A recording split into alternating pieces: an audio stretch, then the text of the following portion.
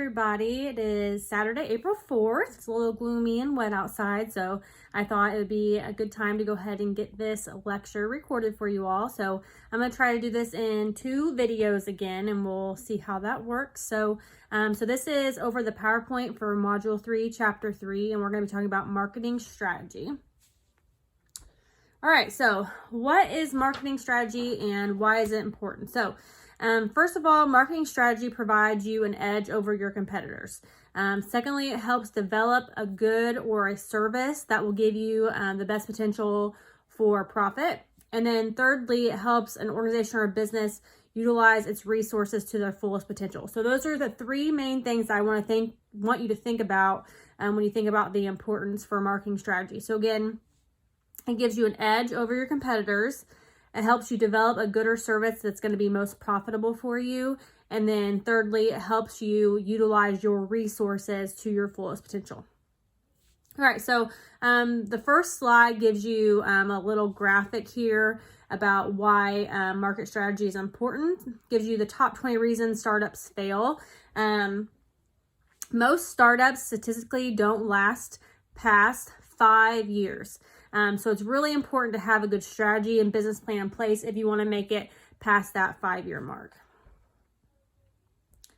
All right, so what is strategy? So strategy identifies where we will compete in the business world. So first, the strategy determines which markets we will pursue, where we will sell our goods and services. So what market are we finding ourselves in, and how are we going about selling our product?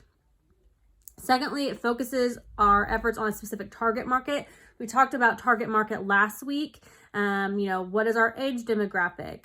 Is there a certain type of interest that we're targeting ourselves to? Is there a certain sports or leisure activity that we are looking to market to? So finding that target market is really important when we're talking about our marketing strategy.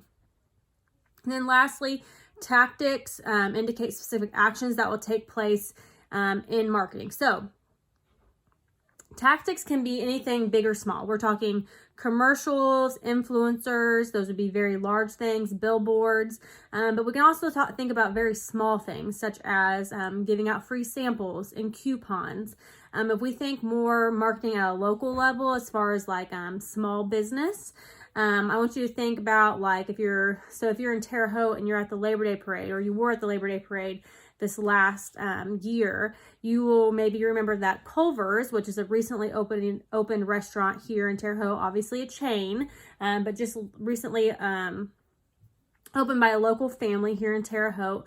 They were handing out coupons during the Labor Day Parade, and that was a very small scale way to market their business being opened. So, tactics can be as big or small. It's really about whatever's going to work best for your particular product and your company. Okay, strategy describes unique value for your customers. So we talked about this last week as well. You have to do something that's going to make your product stand out to your competitors. What makes you different?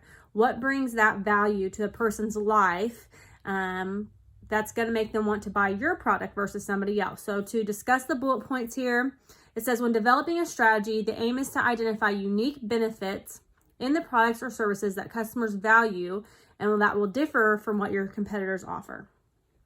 Secondly, a strategy should define and clarify the unique value. So you have to make sure that you're pointing out what it is that is unique to your product. So for instance, a lot of products in the makeup world will point out if they are cruelty-free.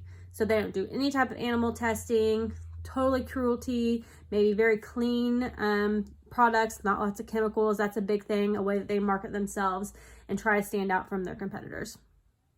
And then thirdly, tactics include the tasks of creating, delivering, and expanding the value. All right.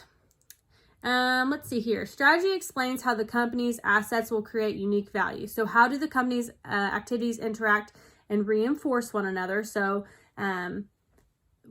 what is your company doing out in the public that reinforces your mission and why you're promoting a certain product? For an organization to define a strategy that creates a unique and valuable position, it must bring together and align the various capabilities and resources of the business. So do you have what you need, and are you capable of really delivering what you say you're delivering? Tactics are planned to reinforce the unique value. Okay, so how you are marketing, what tactics you're using. So remember, they can be as big or small, commercials, billboards, handing out samples, things like that. How does that reinforce the unique value of your product versus your competitors? And then lastly, effective tactics or specific actions must support the strategy in order for customers to have a consistent experience with the product or service that aligns with the unique value that the company is seeking to deliver. Okay. Strategy continued on from this last slide. Over time, competitors will try to eliminate the company's advantage or copy areas where it's successful. Okay, and that's part of market research. We'll kind of touch on that here in a little bit.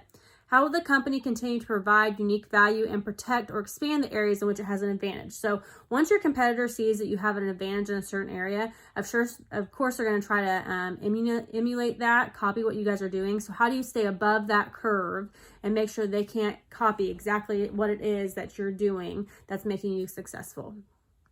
And then lastly, as the company refines its strategy to retain or expand its advantage or its customer base, okay, the tactics must also be adjusted to execute that strategy effectively. So what is it that your customer is wanting more out of from you?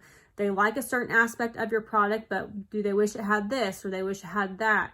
What is it that you're going to do so you can continue to maintain and grow that customer base? Okay, so on slide 8, you will see a graphic and it's titled Mission Statement. So the mission statement explains why an organization exists.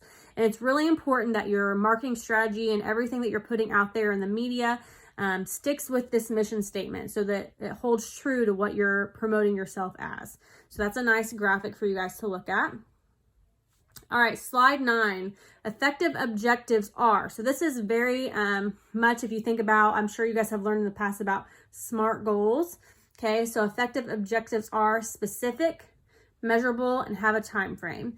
Having a time frame in marketing is super important, right? Because you're trying to make a profit. So your business plan and your marketing strategy all need to have some type of time frame that allows you to have an end goal for your marketing plan so that you can start making your profit and selling those products. All right, I'm going to stop the first video here. So we're getting ready to start slide 10 and we'll be back in just a second.